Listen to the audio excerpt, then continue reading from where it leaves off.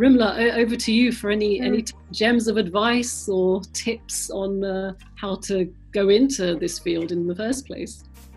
I mean, I won't keep it sports specific and the sports industry specific, but I guess just based on my own learnings and things that I try and apply still now to my life, and when I think about wanting to do new things, the one you've been hearing a lot already this evening is intention. Just make sure you've really thought about why, because if you haven't thought about why in terms of that vertical relationship and that relationship with Allah, and why you're doing it in that sense, you also need to think about why from the horizontal relationship, in the sense of why are you doing this for people around you, right? Because you're trying to do something for your community, or a business idea that ultimately is about people, because they're going to be the people that buy your product or service. So it's for me, thinking about the why intention and the why in terms of what is it you're actually trying to do for people here.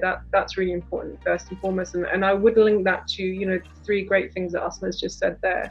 The values piece is so important for me, and it's something actually in the sports industry right now we're all thinking about as organizations. What is our purpose? What are we trying to achieve?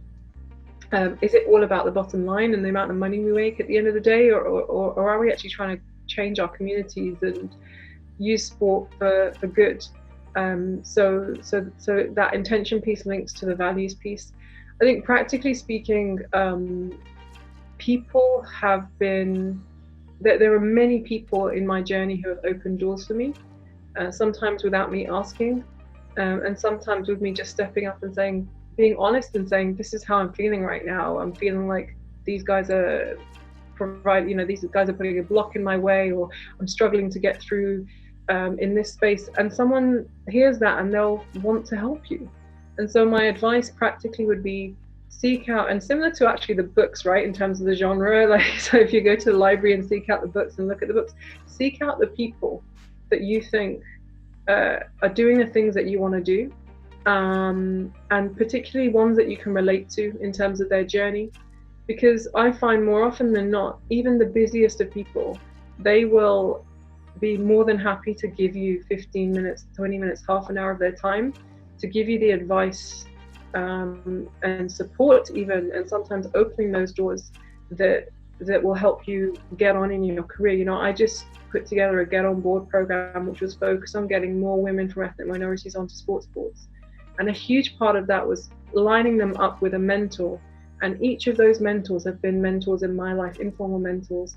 And I know I could trust them with these women. And we're, almost 3/4 of those women are now on boards within 10 months. So people, seek them out.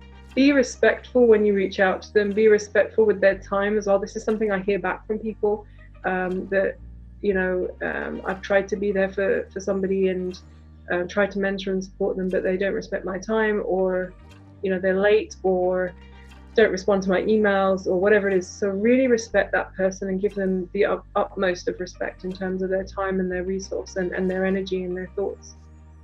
And then the final one I would say is just do it. Sometimes we think about things too much and we plan a whole business plan and all that kind of stuff. It's important to know what you're trying to do and strategize and all that, but sometimes it can be crippling. You need to set a point. So I remember that same mentor that said, I'm ruining my career. One thing he did say was,